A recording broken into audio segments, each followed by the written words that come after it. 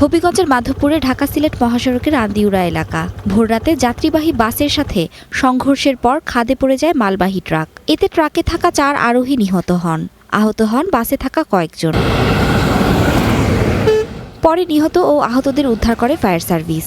মরদেহগুলো নেওয়া হয় মাধবপুর পুলিশ ফাঁড়িতে। ধারণা, যানবাহন দুটির বেপরোয়া গতির কারণে এই দুর্ঘটনা ঘটে।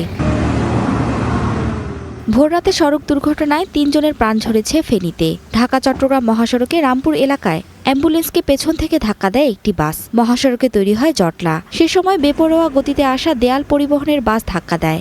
এতে ঘটনাস্থলে এক মোটরসাইকেল আরোহী, বাসের সুপারভাইজার ও একজন যাত্রী নিহত হন।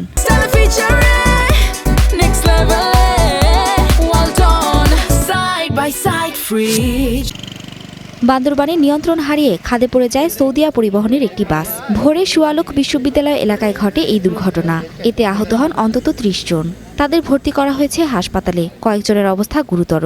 7:30টায় আমাদের মসজিদের মাইকে মুয়াজ্জিনে বলে দিছে যে আমাদের এখানে একটা গাড়ি অ্যাক্সিডেন্ট হয়েছে, গাড়ির নিচে পাহাড়ের নিচে পড়ে গেছে, আপনারা আসেন, আমরা সাহায্য করতে পারতেছি না একা।